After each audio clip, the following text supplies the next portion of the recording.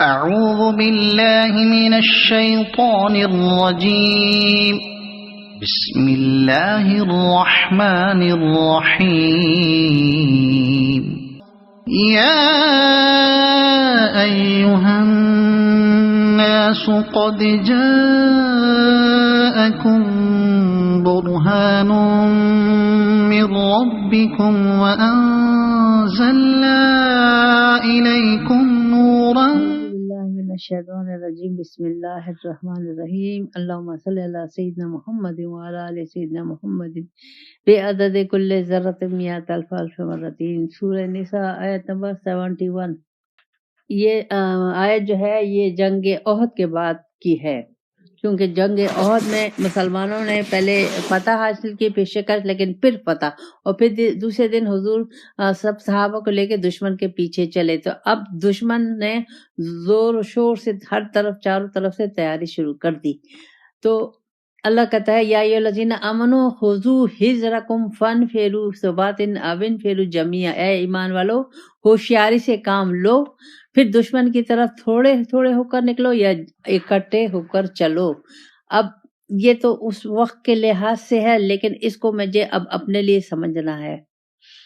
اب دیکھیں ہم نے اللہ تعالیٰ مجھے اوپر 69 آیت آپ دیکھیں، اللہ تعالیٰ مجھے کہتا ہے وَمَن يُطِعِ اللَّهَ وَرَسُولَهُ فَأُولَٰئِکَ مَعَ الَّذِینَ أَنْعَمَ اللَّهُ عَلَیْہِم مِّن النَّبِیِّینَ وَالصِّدِّیقِینَ وَالشُّہَدَاءِ وَالصَّالِحِینَ وَحُسْنَ أُولَٰئِکَ رَفِیقًا ذَلِکَ الْفَضْلُ مِنَ اللَّهِ وَکَفَىٰ بِاللَّهِ عَلِیمًا۔ اب یہ اس سے میں جڑوں گی، کیوں کہ اللہ کہتا ہے دیکھو اطاعت کرو اللہ کی اور رسول پاک صلی اللہ علیہ وسلم کی، اور تو پھر جب تم اللہ اور رسول اور اپنے شیخ کی اطاعت کرو گے تو اس کا مطلب یہ ہے کہ تم ہو جاؤ گے شامل اس گروپ میں، اس لائن میں، ان لوگوں میں جو نبی ہے، صدیقین ہیں، شہداء ہیں، صالحین ہیں، اور یہ سب سے سچے دوست ہیں۔ اب یہ دیکھیں اللہ کا ہم پہ کتنا بڑا انعام ہے، ہم تو اس قابل نہیں ہیں کہ ہم نبیوں کی گروپ میں شامل ہو جائیں، صدیقین کی گروپ میں شامل ہو جائیں، شہداء کے گروپ میں شامل ہو جائیں، صالحین کے گروپ میں شامل ہو جائیں۔ لیکن جب ہم نیک نیتی سے اللہ کو لے لیتے ہیں، اپنے زندگی کا مقصد اللہ کو پانا، اللہ کی رضا لے لیتے ہیں، اور قرآن و سنت کے مطابق اپنی طاقت کے مطابق اپنی رائے کو چھوڑ کر اللہ اور رسول کی حکم کے مطابق زندگی کرتے ہیں، اپنے کو خالص کر دیتے ہیں ہر چیز میں، تو اللہ تعالیٰ میرا خاتمہ مجھے ان لوگوں کے ساتھ اٹھائے گا۔ اب یہ دیکھیں کتنی بڑی نعمت ہے۔ وہ یہ نبی، صدیقین، شہداء، یہ تو بہت بڑے بڑے رتبوں والے لوگ ہیں، لیکن ہم ناچیز کو بھی اللہ تعالیٰ کہتا ہے کہ تمہیں پریشان ہونے کی ضرورت نہیں ہے، بس تم اپنے کو خالص کر لو۔ خالص کیا کر لو کہ تم اپنی زندگی، میں نے تمہیں اپنے لیے پیدا کیا ہے، اس زندگی کو تم میرے حکم کے مطابق، میرے محبوب کے طریقے پہ۔ اب دیکھیں سب سے پہلے کتاب نہیں آئی، پہلے قرآن نہیں آیا، پہلے رسول پاک صلی اللہ علیہ وسلم آیا، پھر قرآن آیا۔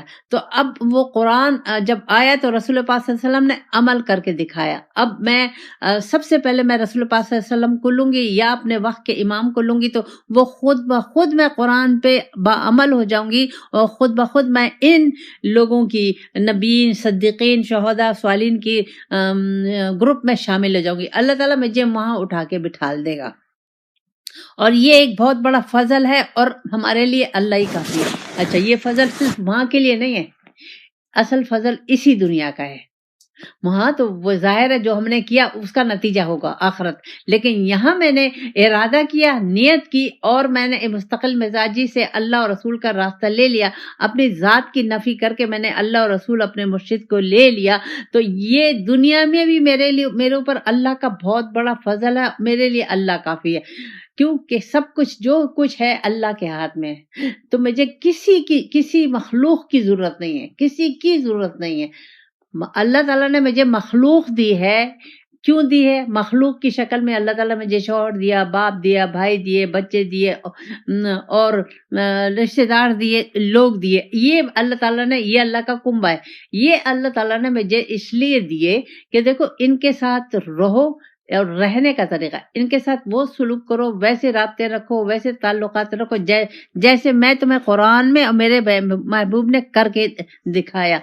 تو تمہارے لیے میں کافی ہوں، تمہیں ان کی ضرورت ہی نہیں ہے، تمہیں کوئی ضرورت نہیں ہے. تم نظر رکھو اپنے شوہر پہ رکھو، باپ پہ رکھو، بھائی پہ، بچوں پہ نظر رکھو کہ یہ ہمارا سہارا ہوں گے، یہ ہمیں عزت دیں گے، یہ ہمیں محبت دیں گے، یہ ہمارا خیال رکھیں گے، یہ ہمیں جوتا کپڑا مکان دیں گے. نہیں، دینے والا تو اللہ ہے. یہاں اللہ کہہ رہا ہے اللہ کافی ہے. تو مجھے یہ نقطہ سمجھنا ہے، اس کو لینا ہے. اب اچھا، جب میں نے یہ راستہ لے لیا تو اب اللہ تعالیٰ کہہ رہا ہے ہوشیار ہو جاؤ. ایک تو سب سے بڑا نفس دشمن ہے، اور پھر دوسرا دنیا دار. تو وہ ہر وقت اس طاق میں رہیں گے کہ کس طریقے سے ہمیں اس راستے سے ہٹا دیا جائے، کس طریقے سے ہمارے دلوں میں شک و شبے ڈال دیے جائیں، کس طریقے سے ہمارے دل میں دنیا کی محبت ڈالتی جائے، اور کس طریقے سے ہمیں دنیا کی محبت اور ان چیزوں کی محبت ڈال دی جائے. تو اس میں جو ہوشیار رہنا ہے ہر وقت. اب ہوشیار کیسے رہیں گے؟ ہوشیار ایسے رہیں گے کہ ہم ہر وقت اپنے مقصد زندگی کو اپنے سامنے رکھ کے اس کے مطابق قرآن و سنت کے مطابق زندگی گزاریں گے. اور ہر وقت ہماری دل و دماغ میں ایک ہی چیز ہوگی کہ رب راضی ہو جائے، رسول پاک صلی اللہ علیہ وسلم راضی ہو جائے، میری آخرت اچھی ہو جائے، مجھے اللہ کا دیدار مل جائے، میں اللہ کے اور رسول پاک صلی اللہ علیہ وسلم کے قدموں میں بیٹھ جاؤں. تو مجھے اب بڑی ہوشیاری، بڑی سوچ سمجھ کے زندگی گزارنی ہے، کیونکہ چاروں طرف مجھے خوبصورت خوبصورت شکل میں دنیا دار لوگ آئیں گے، نفس آئے گا، وہ مجھے اس راستے ہٹانے کی کوشش کرے گا. لیکن جب میں مستقل مزاجی سے اور اللہ کی مدد ہر وقت میرے ساتھ، میں اللہ پہ نظر ہوگی، ہر وقت میں اللہ کی مدد چاہوں گی، اور جو کام بھی، جو بھی مجھ پہ فضل ہوگا، جو بھی رحمت ہوگی، جو بھی اللہ تعالیٰ مجھ پہ کرم کرے گا، وہ میں اللہ کی طرف سے سمجھوں گی، اس کو میں اپنا کوئی کمال سمجھوں گی، اللہ کی طرف سمجھوں گی کہ یہ اللہ کا فضل ہے. اور اس میں جو امتحانات آئیں گے، بیماری کی شکل میں، اولاد کی شکل میں، باپ کی شکل میں، شوہر کی شکل میں، مزدوری کی شکل میں، پیسے کی شکل میں، جس شکل میں بھی جو تکلیف جو آئے گی، لوگوں کی طرف سے آئے گی. اچھا، لوگوں کے، لیکن ان لوگوں کے پیچھے کون ہے؟ اللہ. تو اب مجھے اس نقطے کو سمجھنا ہے کہ ہر چیز کے پیچھے اللہ ہے. اب اللہ تعالیٰ، میں نے اللہ کا راستہ لے لیا تو اللہ نے کہا کہ میں تمہیں آزماؤں گا، تمہیں اولاد سے آزماؤں گا، مال سے آزماؤں گا، بیوی بچوں سے آزماؤں گا، پھلوں سے آزماؤں گا. اس سے ہر وقت میرے ٹیسٹ ہوتے رہیں گے. اب یہ ٹیسٹ کب تک ہوتے رہیں گے؟ یہ بھی دوسرا سوال آتا ہے، کب تک ٹیسٹ ہوتے رہیں گے؟ ٹیسٹ آخری عمر تک ٹیسٹ ہوتے رہتے ہیں. کیوں کہ جب تک ہم حیات ہیں تو شیطان کسی نہ کسی شکل میں، اس نے اللہ سے وعدہ کیا ہے کہ اس انسان کو جس کی وجہ سے تو نے مجھے راز زنگا کیا، مردود کیا، میں اس کو چھوڑوں گا نہیں، اور میں اس کو ہر طریقے سے اس کے سامنے آؤں گا، اور میں اس کو تیرے راستے سے الگ کروں گا. لیکن اللہ تعالیٰ نے کہا ٹھیک ہے، اس نے طاقت مانگی، اللہ نے کہا میں نے طاقت دے دی تمہیں، لیکن اللہ نے اس کے ساتھ یہ بھی کہا لیکن جو میرے مخلص بندے ہوں گے وہ تمہارے داؤں میں نہیں آ سکتے، ان کو تم نہیں بہکا سکتے. اب یہاں وہ چیز ہے کہ مجھے ڈرنا ہے، ہر وقت مجھے یہ خیال رکھنا ہے، اپنے پہ نظر رکھنی ہے، اپنے ذہن پہ نظر رکھنی ہے، اپنے دل پہ نظر رکھنی ہے، اپنی سوچ پہ نظر رکھنی ہے، ہر وقت یہ اپنی زبان پہ نظر رکھنی ہے، اپنی آنکھوں پہ، اپنے کان پہ، ہر چیز پہ مجھے بہت محتاط ہو کے چلنا ہوگا کہ کہیں شیطان کے بہکاوے میں نہ جاؤں، کہیں شیطان نما انسانوں کے بہکاوے میں نہ جاؤں، کہیں میرے دل میں دنیا کی کوئی چیز کی محبت نہ آ جائے. تو جتنا آپ لوگوں کو، ہم لوگوں کا خلوص بڑھتا چلا جائے گا، پھر شیطان کی طاقت نہیں ہوگی، پھر تو ہمارے ساتھ اللہ کی مدد شامل حال ہوگی، رسول پاک صلی اللہ علیہ وسلم کی مدد شامل حال ہوگی. کیونکہ اللہ تعالیٰ نے کہہ دیا ذالک الفضل من اللہ، یہ اللہ کا فضل ہے. اب فضل تو یہی ہے کہ اللہ تعالیٰ نے مجھے اس شیطان کے چنگل سے بچائے رکھا ہے، اس دنیا والوں کے چنگل سے بچائے رکھا ہے. اللہ تعالیٰ نے مجھے وہ آنکھیں دی ہیں، مجھے اللہ تعالیٰ نے وہ سوچ دی ہے، مجھے اللہ تعالیٰ نے وہ راستہ دکھایا ہے جس سے مجھے نظر آ رہا ہے کہ ہاں میں جو جا رہی ہوں صحیح راستے پہ جا رہی ہوں. لیکن مقصد میرا کیا؟ اللہ کو پانا، دنیا میں بھی اور آخرت میں بھی. یہاں دنیا میں بھی اللہ میرے لیے کافی ہے، آخرت میں میرے لیے اللہ کافی ہے. اگر میں نے یہاں دنیا میں اللہ کو نہیں لیا، نہیں پہچانا، ظاہر ہے میں اللہ کو ڈائریکٹ نہیں پہچان سکتی، میں اپنے مرشد کے ذریعے سے اللہ اور رسول کو پہچان سکتی ہوں، راستہ ایک ہی ہے۔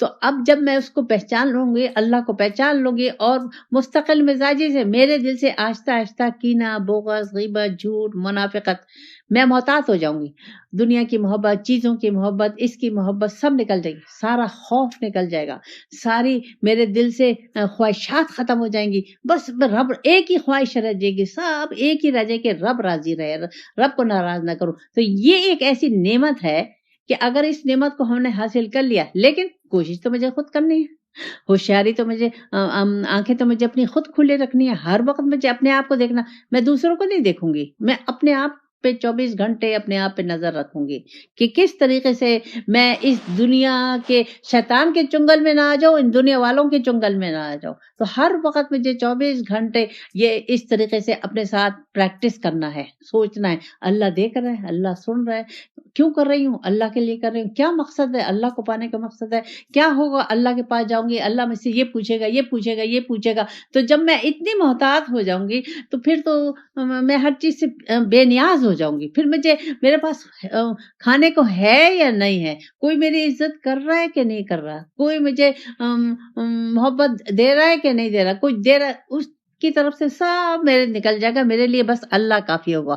مجھے نہ ان چیزوں کا دکھ ہوگا، نہ افسوس ہوگا، نہ ملال ہوگا، نہ شکایت ہوگی، نہ گلہ ہوگا، نہ اللہ سے، نہ دنیا والوں سے، کوئی، کیوں؟ میں یکسو ہو گئی۔ تو یہ ایک بہت بڑی نعمت ہے۔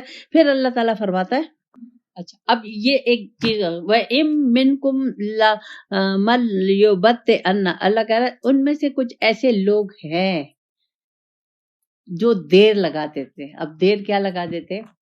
اب اچھا، ان اصابتکم، اب یہ جنگ احد کے بعد کے واقعات ہیں، لیکن اسے میرے لیے تو اس وقت جنگ احد نہیں ہو رہی، لیکن میری زندگی میں جنگ احد ہے، مجھے اس کو سمجھنا ہے، اس کو جاننا ہے۔ تو اللہ کہہ رہا ہے وَإِنْ أَصَابَتْكُمْ مُصِيبَةٌ قَدْ قَالَ قَدْ أَنْعَمَ اللَّهُ عَلَيَّ وَإِذْ لَهُمْ مَعَهُمْ شَهِيدًا۔ تو جب کوئی تکلیف آتی ہے تو یہ کہتے ہیں، خوش ہوتے ہیں کہ او شکر الحمدللہ کہ میں ان کے ساتھ نہیں تھا۔ اب یہ کیا چیز ہے، اس کو مجھے سمجھنا ہے۔ اللہ کہتا ہے ہم اس راستے میں اللہ کو سستی پسند نہیں ہے، کاہلی پسند نہیں ہے، اللہ کو جد و جہد پسند ہے، مشقت کرنا، ہر وقت کوشش میں لگے رہنا ہے، ہر وقت کوشش میں لگے رہنا۔ تو ظاہر ہے جب کوشش میں لگے رہیں گے تو ہم سوچوں میں لگے رہیں گے، عمل میں لگے رہیں گے، ہر وقت ہم اس میں کیسے ہم اللہ کو راضی کریں، رسول پاک صلی اللہ علیہ وسلم کو، اس کے لیے ہم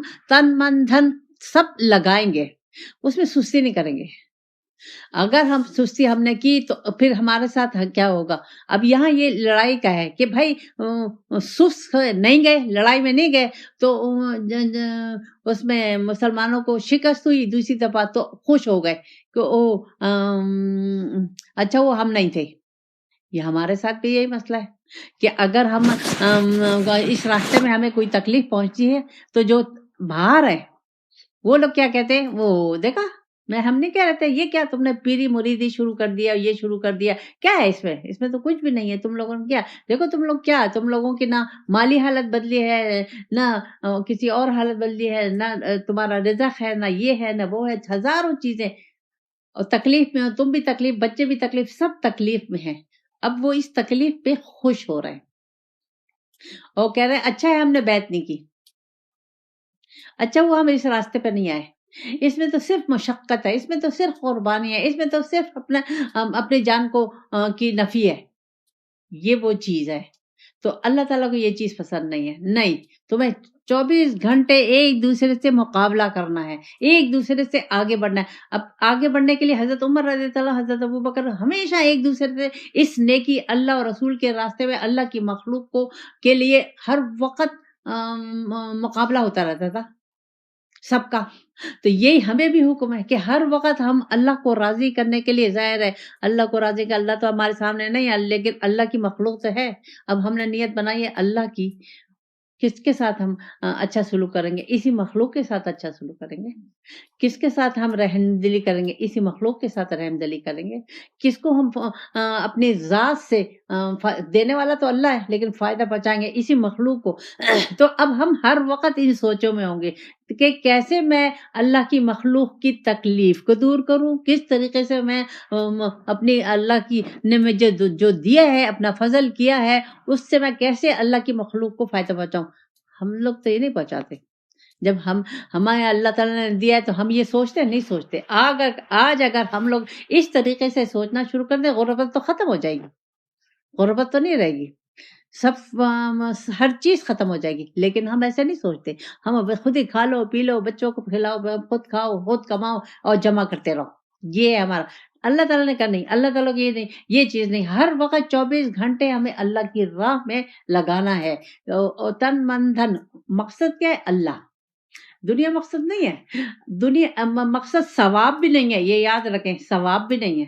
مقصد ہے اللہ کو پانا، اللہ کو راضی کرنا اور اللہ کے حکم، اور اپنے دل سے دنیا کی محبت، ان چیزوں کی محبت کو ہٹانا۔ تو ظاہر ہے جب ہم اس طریقے سے عمل کریں گے، مخلصانہ طریقے سے، تو آہستہ آہستہ میرے دل سے دنیا کی اہمیت ختم ہو جائے گی۔ پھر اگر کسی کو تکلیف بھی پہنچے گی تو میں 10 قدم آگے بڑھ کے اس کی تکلیف کو دور کروں گی، یہ نہ کہ میں اس کی تکلیف پہ خوش ہوں۔ پھر آگے اللہ فرماتا ہے مومنوں کو اللہ کی طرف سے کوئی نعمت ملا، مال غنیمت، اللہ کی رضا ملے تو یقولن لکم تکم بینکم و بینہ مودۃ یا لیتنی کنت معہم فوزا عظیما۔ تو ان کو یہ خفا ہو جائے اور کہے کہ کاش میں ان کے ساتھ ہوتا تو مجھے بھی یہ اللہ کا فضل ملتا۔ اب یہ کیا چیز ہے؟ یہ دنیا۔ اب اسی دنیا سے مجھے بچنا ہے کہ کہیں اللہ کی نعمت ہے، کسی پہ اللہ تعالیٰ نے نعمت کر دی، کسی نے کوئی وہ کیا، اور اب ہم اسے جیلس ہو رہے ہیں، حسد آ رہا ہے کہ کاش مجھے بھی یہ ملتا، کاش میں بھی یہ کر لیتا، میں بھی شامل ہو جاتا۔ اب جب فتح ملی تو اس کے ساتھ مال غنیمت ملا، تو اب ان کو اس پہ خوشی نہیں ہوئی کہ ہمارے چلو ہم نہیں گئے، ہم نے غلطی کی، ہم نہیں گئے، ہم نے سستی کی، ہم نہیں گئے، لیکن ہمارے بھائی گئے تو اللہ تعالیٰ نے ان کو فتح دی اور مال غنیمت ملا۔ اب وہ حسد کر رہے کہ اگر ہم بھی چلے جاتے تو ہمیں بھی یہ ملتا۔ یہ کیا ہے؟ یہ دنیا۔ تو اسی دنیا سے مجھے بچنے کے لیے اللہ تعالیٰ نے کہا کہ اللہ تعالیٰ کہتا ہے اصل فضل جو ہے وہ ہے اللہ کی رضا، رسول پاک صلی اللہ علیہ وسلم کی رضا۔ وہ فضل ہمیں چاہیے، ہم دنیا کی طرف نہیں دیکھیں، دنیا کی طرف ہے۔ اور پھر اللہ اگر دنیا کے لحاظ سے یا دین کے لحاظ سے، روحانی لحاظ سے میرے بھائی کو، میری بہن کو اللہ تعالیٰ نے اچھا رتبہ دیا ہے، مال دولت دیا ہے دنیا کے لحاظ سے، لیکن روحانی بلندی بھی دی ہے، اس کو اللہ کا وہ قرب حاصل کر لیا ہے، تو بجائے اس کے کہ میں اس سے محبت کروں اور اس کا خیال رکھوں، میں اسے حسد شروع کر دوں۔ یہ اکثر یہ ہوتا ہے کہ کسی کو ذرا حدیث بھی ہے، جہاں فضل شروع ہوا وہاں حسد شروع ہو گیا، چاہے وہ دنیا کے لحاظ سے ہے، چاہے وہ آخرت کے لحاظ سے، اللہ کی محبت، رسول پاک صلی اللہ علیہ وسلم کے، تو حسد شروع ہو جاتا ہے۔ یہ اب جتنے بھی فرقہ پرستیاں ہیں، یہ کیا ہے؟ یہ حسد ہے۔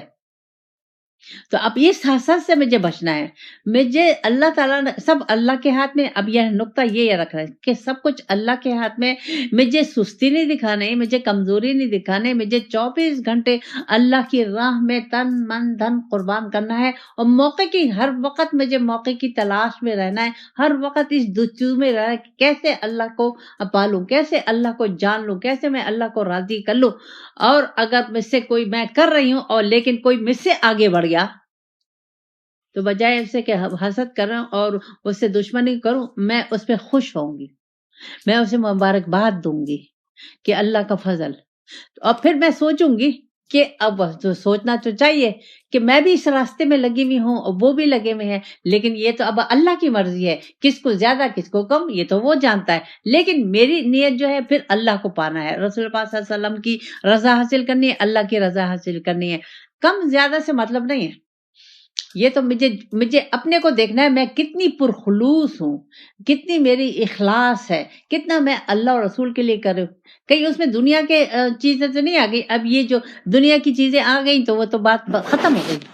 تو دنیا کا شائبہ نہیں آنا چاہیے کہیں بھی. ہر جگہ ہم جو کچھ بھی کریں اللہ کو پانے کے لیے، اللہ کے رضا کے مطابق، قرآن و سنت کے مطابق. قرآن و سنت سے ہم باہر نہیں نکلیں گے، یہ یاد رکھیں.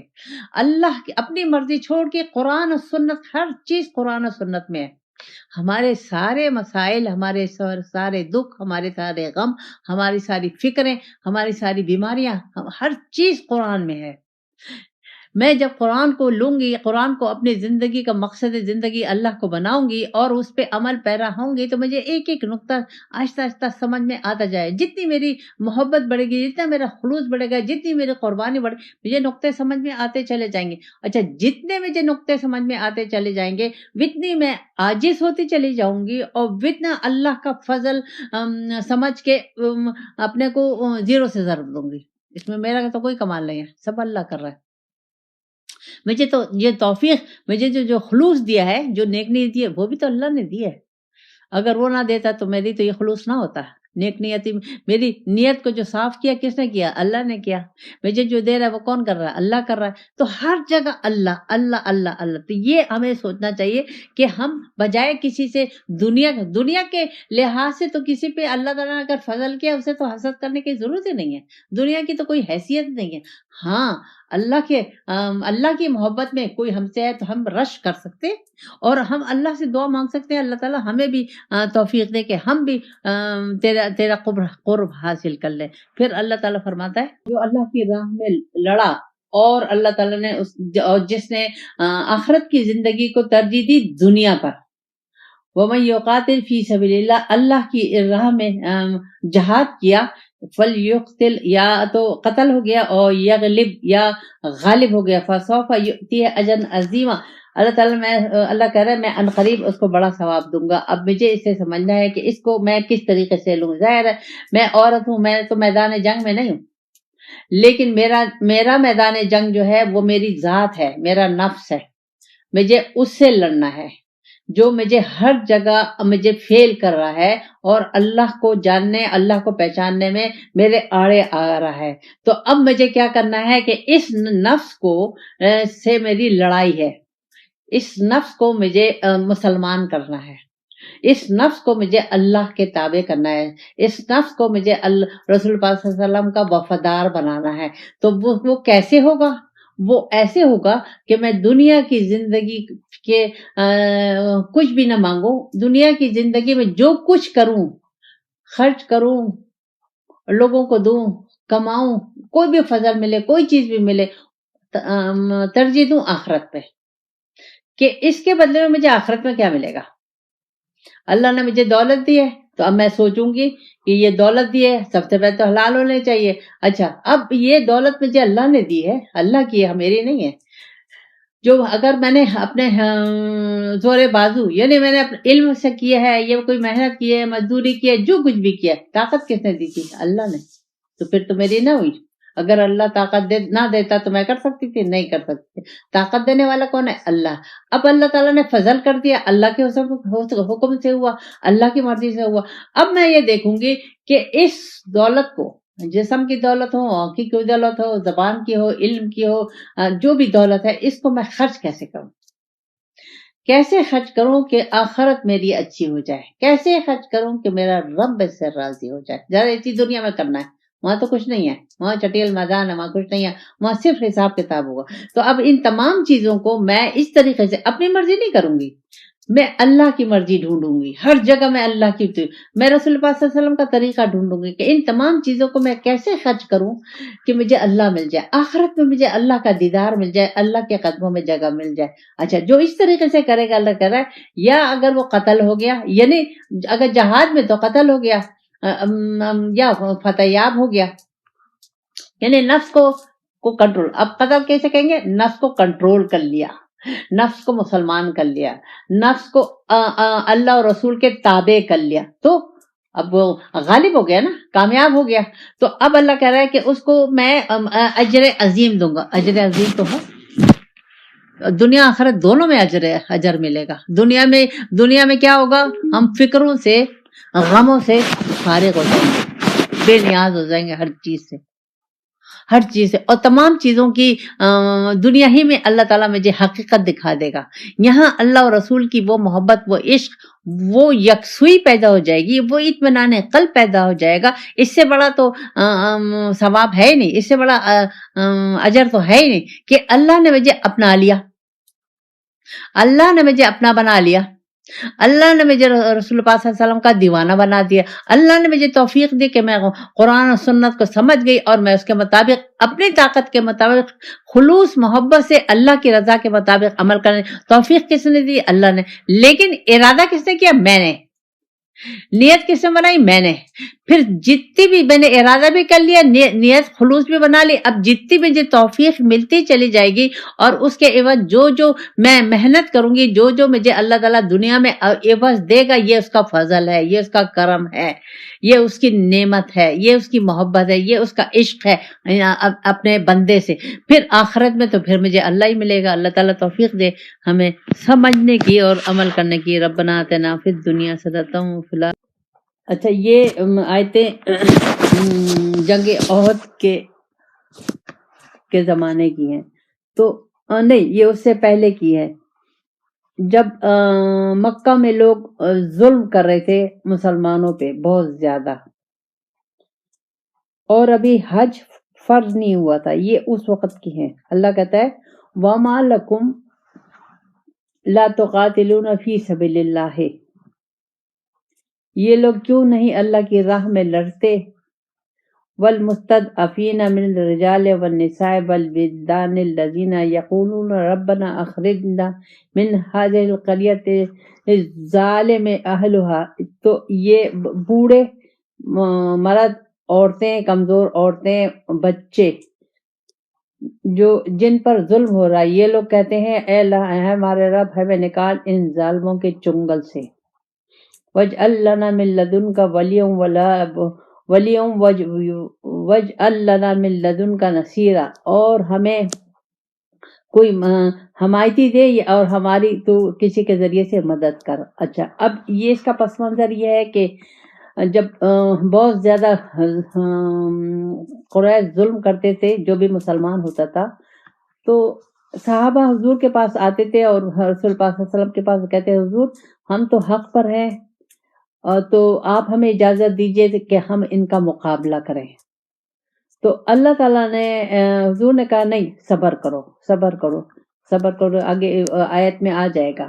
ابھی جہاد کا حکم نہیں آیا، لیکن جب جہاد کا حکم آ گیا تو پھر یہ جہاد سے پیچھے ہٹنے لگے. اچھا، یہ تو ہو گئی اس وقت کے لیے، لیکن قرآن تو قیامت تک کے لیے ہے اور ہر انسان کے لیے ہے.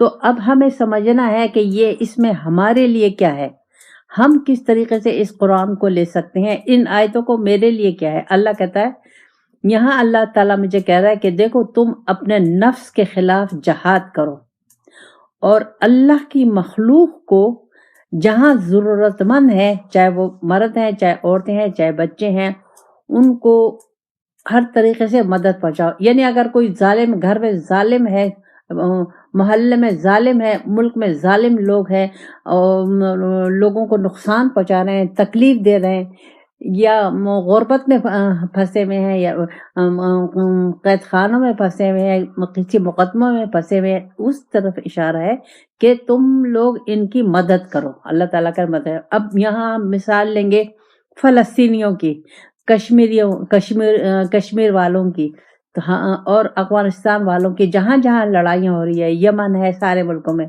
کون ایک دوسرے کی مدد کر رہا ہے؟ کوئی نہیں کر رہا مسلمان. اس کا مطلب یہ ہم مسلمان نہیں ہیں. یہاں حکم یہ ہے کہ مدد کرو. فلسطینی چیخ رہے ہیں، کشمیری چیخ رہے ہیں، انڈیا میں مسلمان چیخ رہے ہیں، افغانستان کے لوگ چیختے رہے، عرب ملکوں میں جو لڑائیاں ہیں مختلف، شام میں، مصر میں، عراق میں، سب جگہ نہیں. یہ اس طرف اشارہ ہے کہ دیکھو، جہاں ظلم ہو رہا ہے، ایک مسلمان جو ہے وہ ایک جماعت ہے. ایک مسلمان، ایک مومن کی نشانی ایسی ہے کہ اگر اس کی ایک تکلیف انگلی میں مسلمان کی درد ہوگا، اس کا سارا جسم محسوس کرے گا. تو مسلمانوں کی اس طریقے سے ہوں گے، ایک مسلمان کو تکلیف ہوئی اپنے لوگوں میں یا غیروں سے، یہ وہ یہود ہے، نصارہ ہے، مشرک ہے، یا کوئی اپنا ظالم حکمران آ گیا، تو اللہ تعالیٰ نے مدد کے لیے کہا ہے. ان کی ہمیں مدد پہنچانی چاہیے، مدد کرنی چاہیے. اسی طرح غریبوں کی مدد کرنی چاہیے، بوڑھوں کی مدد کرنی. اس وقت ہمارے ہر ملک میں کیا صورت حال چل رہی ہے، سب ملکوں میں کیسی صورت ہے، ہم بوڑھوں کے ساتھ کیا سلوک کر رہے ہیں، غریبوں کے ساتھ کیا کر رہے ہیں، بچوں کے ساتھ کس طریقے سے ہمارے ملک میں بچوں کے ساتھ ظلم ہو رہا ہے.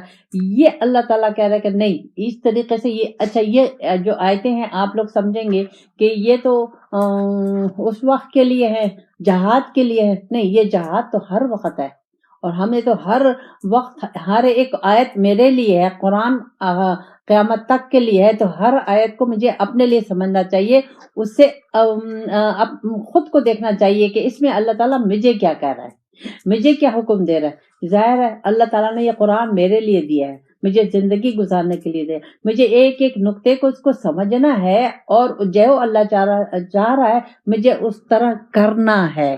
کیوں کہ اللہ نے مجھے پیدا ہی اس مقصد کے لیے کیا ہے. اللہ نے مجھے اپنا خلیفہ بنایا، اپنا نائب بنایا، اور تمام اختیارات اللہ تعالیٰ نے مجھے دیے ہوئے. یہ نہیں کہ میں بے بس ہوں، اللہ تعالیٰ نے مجھے اختیارات بھی دیے ہوئے، توفیق بھی دی ہوئی ہے، ہمت بھی دی، سب کچھ دیا ہوا ہے.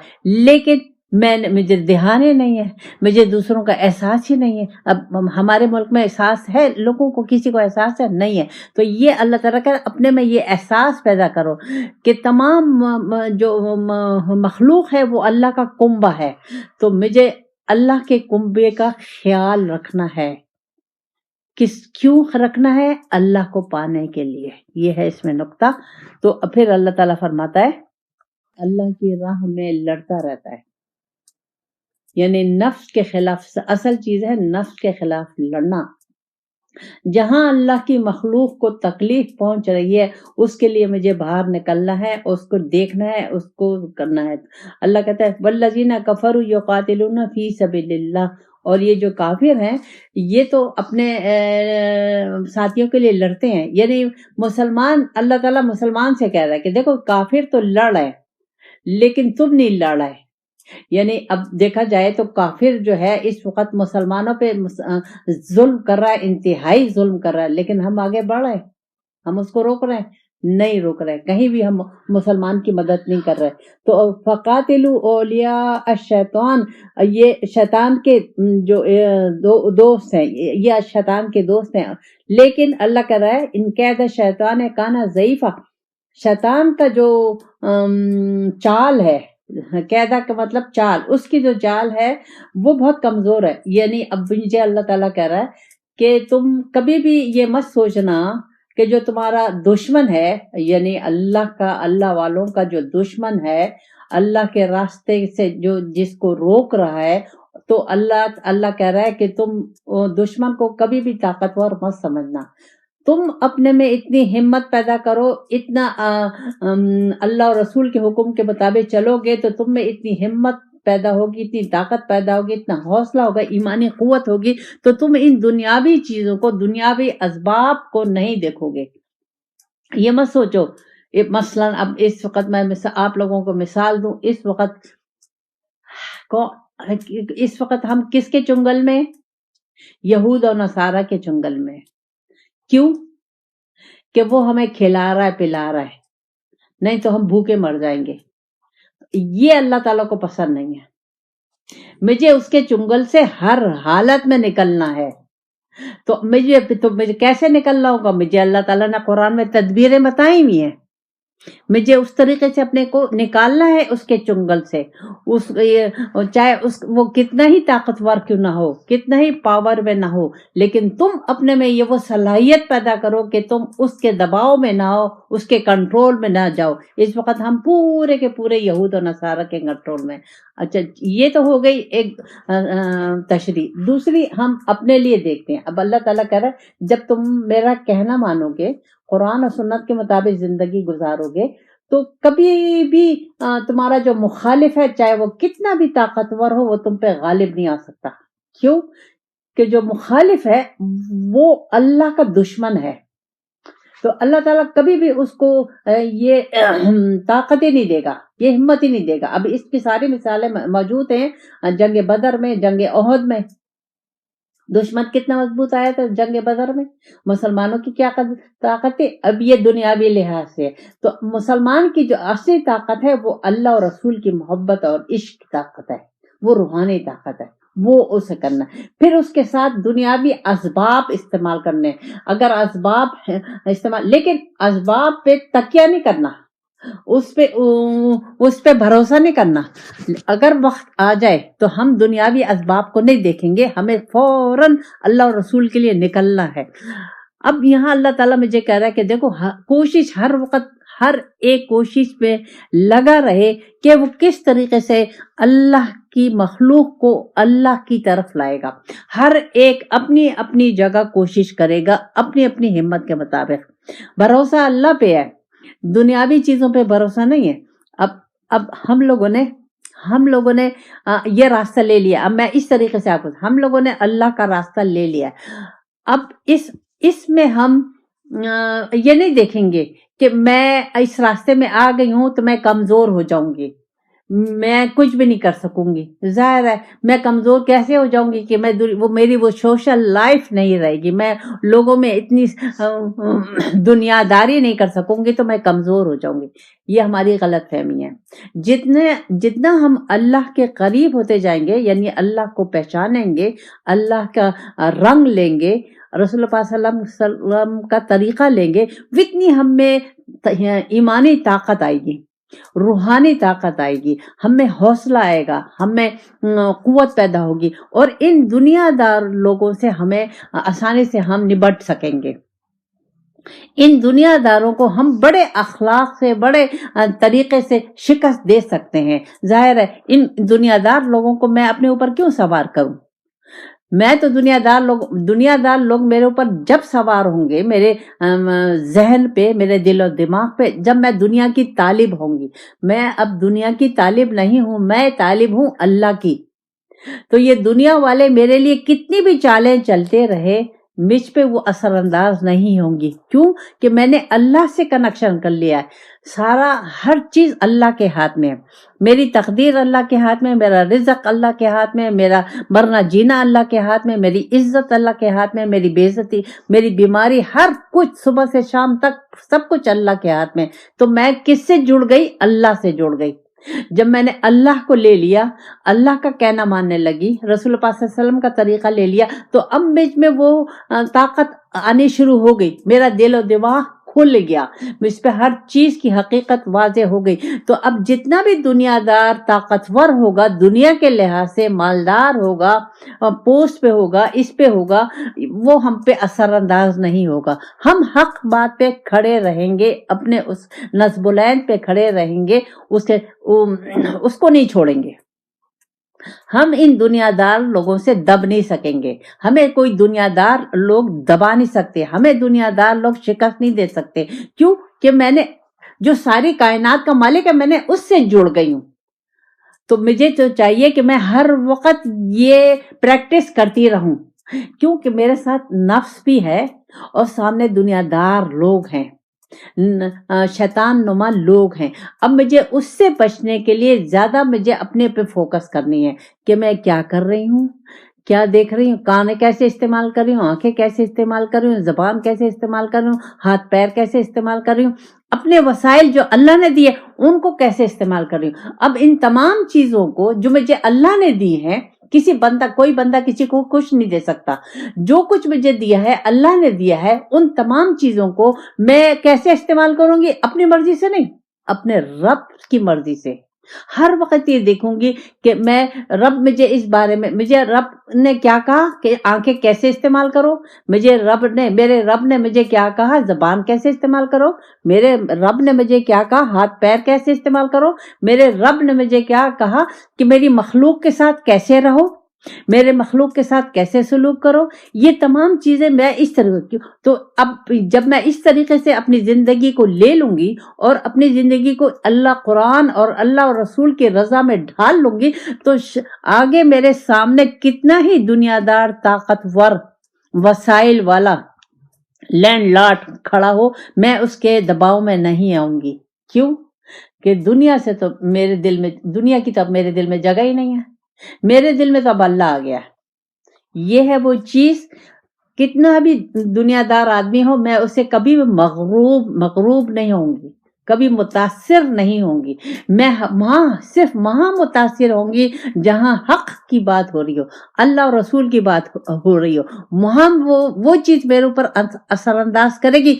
دنیا کی دولت، دنیا کی چکنی چپڑی باتیں، دنیا کی ہاں ہو، یہ مجھ پہ اثر انداز نہیں ہوگی. کیونکہ میں دنیا، دل کے لحاظ سے، سوچ کے لحاظ سے میں دنیا سے نکل چکی ہوں. اور میں کیسے نکل گئی، اور میں کہاں چلے گئی، نکل کے کہاں چلے گئی؟ میں اللہ سے جڑ گئی، میں اللہ والے سے جڑ گئی، میں وقت کے امام سے جڑ گئی. اب جب میں اس کے جڑ گئی تو اب میں اس وقت کے امام کو، جو اللہ کا نمائندہ ہے، یہ بھی آپ یاد رکھیں، وہ وقت کا امام یہ نہیں ہے کہ وہ تعویذ گنڈے اور کر رہا ہے اور وہ وظیفے دے رہا ہے اور دنیا داری نہیں. وہ جو بات بھی کہہ رہا ہے وہ اللہ اور رسول کے حکم کے مطابق خود بھی عمل کر رہا ہے اور وہ ہمیں بھی بتا رہا ہے. تو اب میں اس سے جڑ گئی. تو اب جب میں اس سے جڑ گئی، اب میری پوری توجہ اس کی طرف ہے، تو میری توجہ ہٹ گئی دنیا کی طرف سے، دنیا کی چیزوں کی طرف سے، دنیا والوں کی باتوں کی طرف سے. کیوں کہ میں اللہ والے سے جڑ گئی. تو یہ انتہائی، اس میں اللہ تعالیٰ کہہ کہ ہر وقت اللہ کی راہ میں اپنے نفس کے خلاف چلتے رہو، کیونکہ نفس نہیں چاہتا. ہر انسان کے ساتھ شیطان ہے اور ایک نفس ہے. تو وہ جو نفس ہے، جو نفس کی طرف سے بات آتی ہے، وہ شیطان کی طرف سے ہوتی ہے. اور جو اچھا خیال آتا ہے وہ اللہ کی طرف سے ہوتا ہے. تو اب جو بھی میری طرف خیال، دل میں خیال آئے گا کسی کے لیے، کسی متعلق، تو اس کو میں کیلکولیٹ کروں گی قرآن اور سنت سے، اللہ اور رسول کی رضا سے. تو اب یہ 24 گھنٹے کا میرا مجاہدہ ہے، اور اللہ تعالیٰ نے مجھے یہ حکم دیا ہے کہ یہ ہر وقت مجاہدہ اب اس مجاہدہ جب میرا جاری رہے گا تو میں ہر وقت اللہ اور رسول کی رضا کی تلاش میں، کہ کس طریقے سے میں اللہ اور رسول کو کیا ایسا کر لوں، کیسے میں اپنے ہاتھوں سے، آنکھوں سے، کانوں سے، اپنی زبان سے، اپنے جو اللہ تعالیٰ نے مجھ پر عنایتیں کی ہیں، جو فضل کیا، اس سے میں اس کو کیسے استعمال کر لوں کہ میرا رب مجھے مل جائے، میرا رب سے میرا کنیکشن ہو جائے. پھر اللہ تعالیٰ فرماتا ہے جو اللہ تعالیٰ حکم دے گا وہ ہم لیں گے، جس سے منع کرے گا ہم رکیں گے، جو رسول پاک صلی اللہ علیہ وسلم حکم دیں گے ہم وہ کریں گے، جس سے روکیں گے اس سے ہم رکیں گے. یہی دین اسلام ہے. پھر حکم کیا تھا؟ حکم یہ تھا کہ بھائی ابھی نہیں کرو، ابھی صبر کرو، بلکہ کیا کرو؟ اقیم الصلاۃ، نماز کا نظام قائم کرو، یعنی نماز کی طرف توجہ دو. اب نماز یہ جو ہم اٹھک بیٹھک کرتے ہیں، اسے صلاۃ کی، نماز کی ادائیگی، یہ نہیں، پورا نظام میں کیا آتا ہے؟ نظام میں سب سے پہلے نیت آتی ہے، پھر جگہ کی پاکی آتی ہے، قبلہ رخ ہوتا ہے، پھر اس کے بعد جماعت آتی ہے، پھر اس میں ہمدردی آتی ہے. ظاہر جماعت ہوگی تو ہمدردی ہوگی، لوگوں کے ساتھ اچھا سلوک ہوگا، اچھا رویہ ہوگا. یہ تمام چیزیں جماعت میں ہیں، اس کے مطابق جماعت ادا کی جائے. آج کل مسجدوں میں کیا ہو رہا ہے؟ یہ چیز ہے نہیں ہے. مسجد میں ہم بھاگے ادب وضو صحیح کیا اور بھاگے، اور نماز پڑھ کے 4 فرض یا 2 فرض پڑھ کے بھاگے، سنت بھی نہیں پڑھے. یہ نماز نہیں ہے. جو نماز جس طریقے سے ہم نماز کر رہے ہیں یہ نہیں ہے. نماز ایک ڈسپلن ہے، وقت کی پابندی ہے. وقت کی پابندی ہے نہیں ہے، نیت ہے نہیں ہے، بھاگ دوڑ ہے. ہم پڑھ کیوں رہے؟ ہم اس لیے پڑھیں کہ ہم غلطی سے پیدا مسلمان ہو گئے ہیں، اس لیے نماز پڑھ رہے ہیں۔ نماز کا نظام ہی ہم نے جو صحیح طریقے سے نماز کے نظام کو سمجھے گا وہ بڑا منظم قسم کا شخص ہوگا یا عورت ہوگی، اس کے گھر میں بڑا ڈسپلن ہوگا، اس کے گھر میں بڑی سکون ہوگا، اس کے اندر بہت نرمی ہوگی، اس کے اندر نیکی ہوگی، اس کے اندر دوسروں کا خیال ہوگا، اس کے اندر پاکی ہوگی، ہر چیز کی پاکی ہوگی۔ اور پھر زکوٰۃ، ہم لوگ زکوٰۃ دے رہے ہیں۔ یہ وہ زکوٰۃ، ابھی زکوٰۃ فرض نہیں ہے، زکوٰۃ 2 ہجری میں فرض ہوئی تھی۔ یہ ہے اللہ کی راہ میں دینا۔ ابھی تو وہ چیز نہیں آئی کہ 7% دو یا 2% دو یا 2.5% دو۔ ابھی یہ زکوٰۃ شروع سے ہے، زکوٰۃ آدم علیہ السلام سے چل رہی۔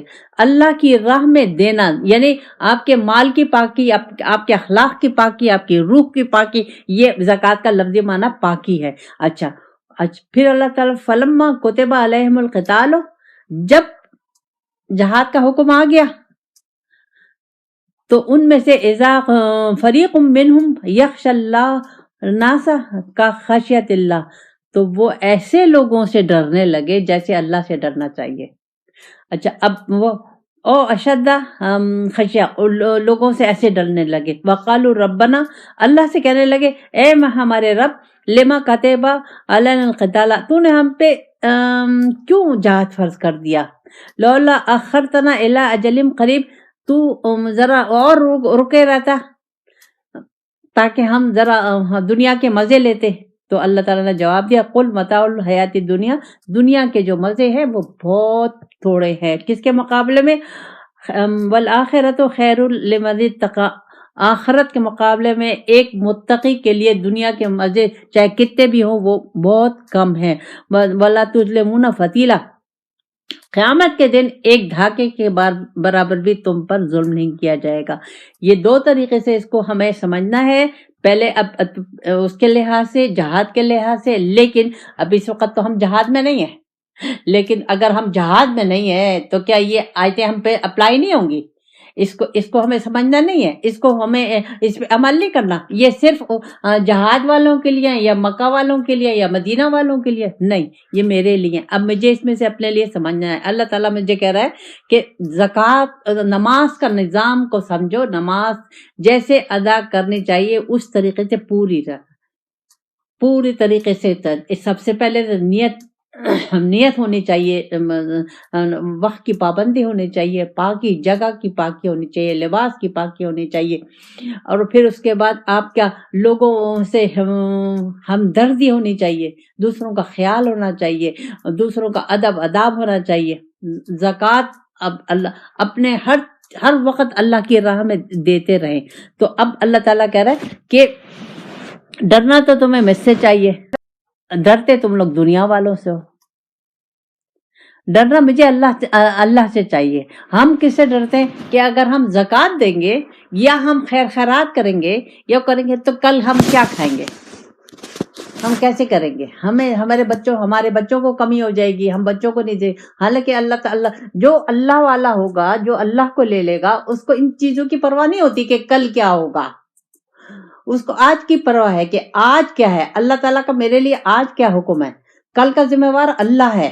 کل ہمیں پتا ہے کہ ہم کل رہیں گے، تو ہمیں کل کی فکر تو کرنی نہیں چاہیے، مجھے آج کی فکر کرنی چاہیے، اپنی سوچ کی فکر کرنی چاہیے، اپنے عمل کی، اپنے نیت کی فکر کرنی چاہیے کہ میں سارا دن کیا کر رہی ہوں، سارا دن میں کیا کھا رہی ہوں، کیا پی رہی ہوں، کیا سوچ رہی ہوں، میرے ہاتھ پیر آنکھوں سے کس طریقے سے اس کا استعمال کر رہی ہوں، ان لوگوں کو میری ذات سے کچھ فائدہ پہنچ رہا ہے کہ نہیں پہنچ رہا۔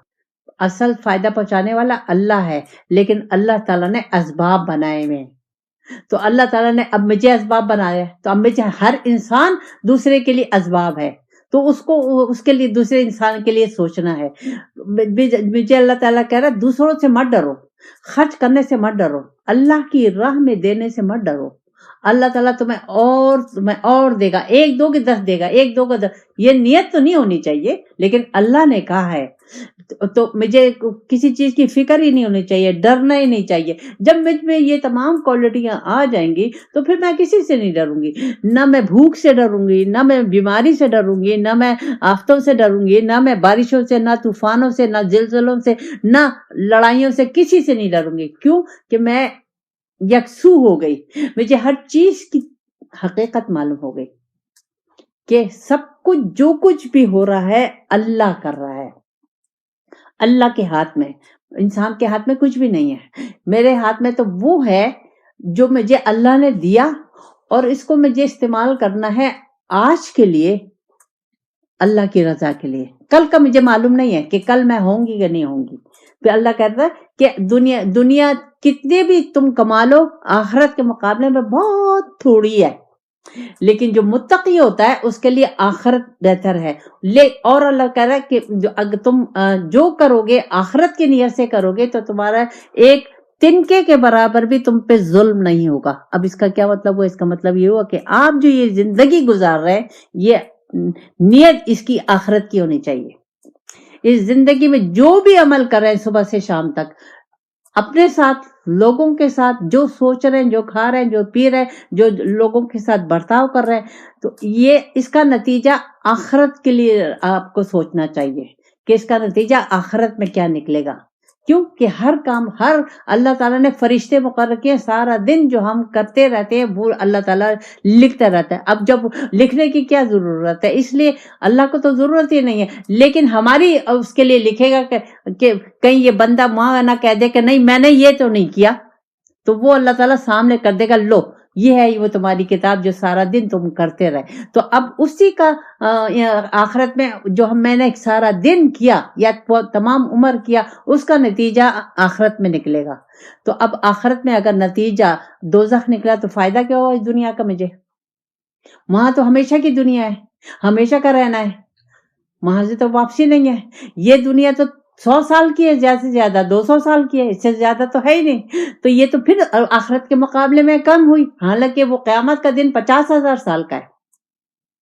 تو ہمیں جو بھی کریں تو ہمیں سوچنا چاہیے کہ میں جو کروں سوچوں کہ اس کا نتیجہ آخرت میں کیا نکلے گا. اور مجھے اسی دنیا میں یہ سوچنا ہے. اللہ تعالیٰ نے مجھے یہ دنیا اسی لیے دی ہے، یہ دنیا مجھے دی ہے آخرت کو اچھا کرنے کے لیے. آخرت میں اچھا کیا ہوگا؟ اللہ کا دیدار ملے گا اور جنت الفردوس ملے گی. اس کی بیس کیا ہے؟ اللہ کی دیدار. اور جنت الفردوس کی بیس کیا ہے؟ اللہ کی رضا. ہر کام اللہ کو اللہ کی رضا کو سامنے رکھ کر، اللہ اور رسول پاک صلی اللہ علیہ وسلم کو سامنے رکھ کر مجھے اپنی زندگی کا ہر دن اور ہر وقت گزارنا ہے. اور اللہ قرآن اور سنت کے مطابق کریں گے تو ہمیں، اللہ کہتا ہے اینما تکون یدرکم الموت ولو کنتم فی بروج مشدہ. اللہ کہتا ہے کہ تم جہاں کہیں ہو، اب یہ اللہ تعالیٰ مجھے صاف بتا رہا ہے کہ تم جہاں کہیں ہو تمہیں موت آئے گی، چاہے تم قلعوں میں ہو. اب یہ اللہ تعالیٰ نے مجھے بتا دی موت آ کے رہے گی، تو موت سے بھاگنا کائے کا ہے؟ تو پھر اللہ کہتا ہے ان تصبہم سیئۃ یقولوا ھذہ من عند اللہ. اگر انہیں کوئی فائدہ پہنچتا ہے تو کہتے ہیں یہ اللہ کا ہم پہ فضل ہے. وَإِن تُصِبْهُمْ سَيِّئَةٌ يَقُولُوا هَذِهِ مِنْ عِنْدِكَ. اگر کوئی تکلیف پہنچی ہے تو اپنے امیر کو الزام ٹھہراتے ہیں. اب اس وقت امیر رسول پاک صلی اللہ علیہ وسلم تھے، امام. اس وقت قیامت تک جو بھی ہمارا امام ہوگا ہم اس کو ذمہ دار ٹھہرائیں گے کہ ہمیں اب جو تکلیف پہنچی یا ہمیں جو نقصان پہنچا یہ ان کی وجہ سے، تمہاری وجہ سے ہوا. تو اللہ تعالیٰ اس کا جواب دے رہا ہے کل من عند اللہ. یہ سمجھ لو، جان لو کہ جو کچھ ہے اللہ ہی کی طرف سے آتا ہے. چاہے تکلیف آتی ہے، چاہے راحت آتی ہے، اللہ ہی کی طرف سے آتا ہے، بندے کی طرف سے کچھ بھی نہیں آتا.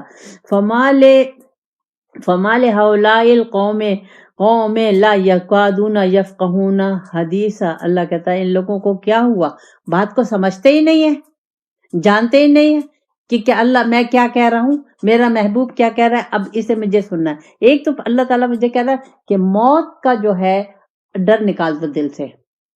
جب تک ہمارے دل میں یہ موت کا ڈر رہے گا نا ہم کچھ کر نہیں سکیں گے. ہر وقت ظاہر ہے جو جس کو یہ یقین آ گیا کہ ایک دن مقرر ہے تو وہ تو فکر مند نہیں ہوگا کہ کل کیا ہوگا. وہ تو ہر وقت موت کے کیوں کہ اسے یہ یقین ہے کہ موت آنی ہے، لیکن کس وقت آنی ہے یہ اللہ کے ہاتھ میں. تو اب ہمیں کس طریقے سے اس موت کو لینا ہے؟ ہمیں موت کو اس طریقے سے لینا ہے کہ ہمیں ہر وقت موت کو سامنے رکھنا ہے. اس موت کو سامنے رکھ کے ہمیں اپنے سارا دن گزارنا ہے کہ مروں گی تو اس کا اگر میں نے اللہ کی نافرمانی کی تو عذاب فوراً شروع ہو جائے گا. ابھی سانس نکلی نہیں ہوگی کہ بستری پہ عذاب شروع ہو جائے گا. وہ فرشتے اس شکل میں آئیں گے کہ ہیبتناک شکل میں آئیں گے اور اس برے طریقے سے وہ روح نکالیں گے کہ سوچ نہیں سکتے. روح نکالتے وقت ہی سب فرشتوں کی وہ تکلیف سے روح نکالیں گے. تو اب مجھے تو نہیں معلوم، تو اب مجھے کوشش یہ کرنی ہے کہ میں موت کو یقین مانوں کہ موت آنی ہے، لیکن کب آنی ہے یہ مجھے نہیں پتا. تو اس کا مطلب یہ ہے کہ میں ہر وقت موت کے لیے تیار رہوں اور دن میں سارا دن جو کر رہی ہوں وہ میں آخرت کے لیے اور قبر کے لیے کہ قبر میں جا کے مجھے جنت کا باغ مل جائے. میں ایسے عمل کروں، ایسی زندگی گزاروں، آج کا دل ایسے گزاروں کہ اللہ راضی رہے، اللہ مجھے مل جائے. موت کے بعد ہی اللہ ملے گا، موت کے بعد ہی جنت ملے گی. تو اب جب میں سارا دن اس اللہ اور رسول اب سارا دن جب میں یہ سوچ کے کر رہی ہوں تو ظاہر ہے میں انتہائی محتاط اور انتہائی اس خیال میں ہوں کہ اللہ اور رسول ناراض نہ ہو جائے. بس میری زندگی یہ جو دنیا ہے یہ آخرت کا نتیجہ ہے. تو مجھے اس دنیا کو سارا دن کو اس طریقے سے گزارنا ہے کہ کل جا کر میں قبر میں جا رہی ہوں تو وہ قبر میری گلزار ہو. تو اس میں تو سارا دن اس میں تو اب میں کتنی محتاط ہو جاؤں گی، کتنا میں خیال رکھوں گی کہ اللہ کو ناراض نہ کر دوں، رسول پاک صلی اللہ علیہ وسلم کو ناراض کر دوں. تو اب یہاں دیکھیں بندوں کی ناراضگی ختم ہو گئی. اس وقت جو ہم زندگی گزار رہے ہیں لوگوں کے لیے زندگی گزار رہے ہیں، دنیا والوں کے لیے زندگی گزار رہے ہیں. ہم اللہ کے لیے زندگی نہیں گزار رہے، اللہ کو پانے کے لیے زندگی نہیں گزار رہے. ہمارا جو یہ خوف ہے یہ اسی وجہ سے ہے. جس دن ہمارے دل میں اللہ کا خوف آ گیا اور پھر ہم جب اللہ کا خوف آ گیا تو اللہ کی رضا میں لگ جائیں گے کہ کس طریقے سے اس کے اللہ کی محبت آ جائے گی. تو اللہ کو ہر وقت اپنے محبوب کو راضی کرنے میں لگ جائیں گے، رسول پاک صلی اللہ علیہ وسلم کو راضی کرنے میں لگ جائیں گے. تو اللہ تعالیٰ کہتا ہے کہ یہ یاد رکھو کہ تم کہیں بھی ہو تمہیں موت آئے گی، اور موت جو ہے اس کے بعد دوبارہ زندگی نہیں ہے، اور موت جو ہے وہ زندگی ہے. دنیا نہیں ختم، دنیا چند دنوں کی زندگی ہے، آخرت تمام عمر کے لیے ہے. تو پھر اللہ تعالیٰ کہتا ہے کہ اب تم لوگوں کی ایک اور عادت ہے کہ اگر بھلا ہو تو کہتے ہو بس اللہ کا شکر الحمدللہ، اللہ کا بڑا فضل ہے، اللہ کا بڑا فضل.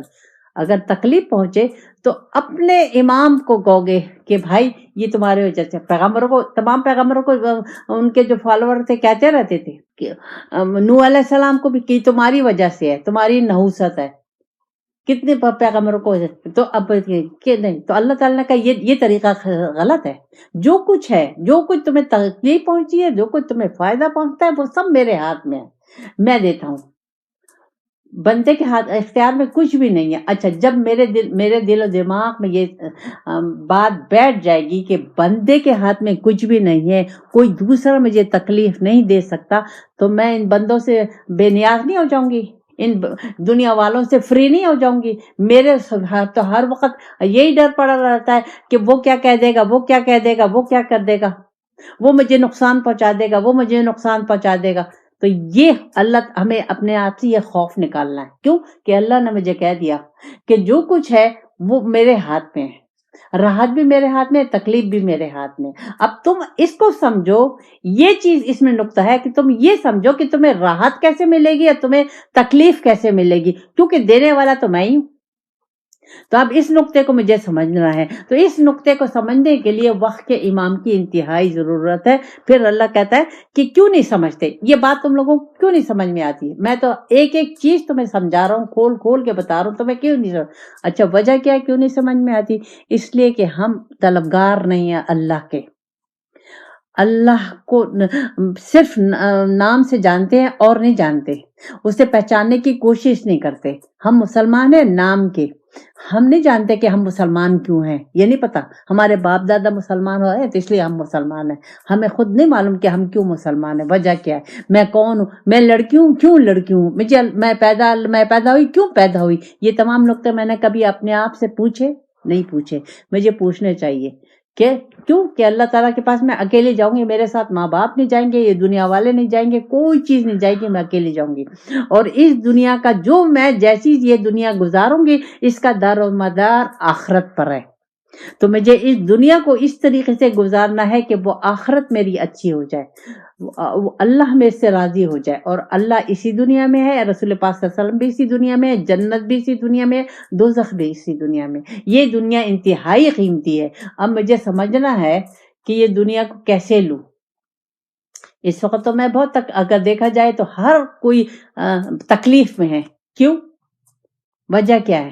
وجہ یہ ہے کہ میں اللہ سے دور ہوں، رسول پاک صلی اللہ علیہ وسلم سے دور ہوں، میں نے قرآن کو چھوڑ دیا، حالانکہ اللہ نے مجھے اپنے لیے پیدا کیا تھا، میں لگ گئی ہوں دنیا میں، تو نہ تو میری دنیا ہاتھ میں آ رہی ہے اور نہ مجھے خوشی سکون میرے ہاتھ میں آ رہا ہے۔ تو اگر ہم چاہتے ہیں کہ ہمیں اسی دنیا میں سکون ملے اور اسی دنیا میں ہمارا اللہ سے کنیکشن ہو جائے اور اسی دنیا میں ہمیں جنت مل جائے اور دوزخ سے بچ جائے، تو ہمیں سمجھنا ہوگا، اور اس سمجھنے کے لیے مجھے اللہ والے سے جوڑنا ہے۔ ربنا آتنا فی الدنیا حسنۃ وفی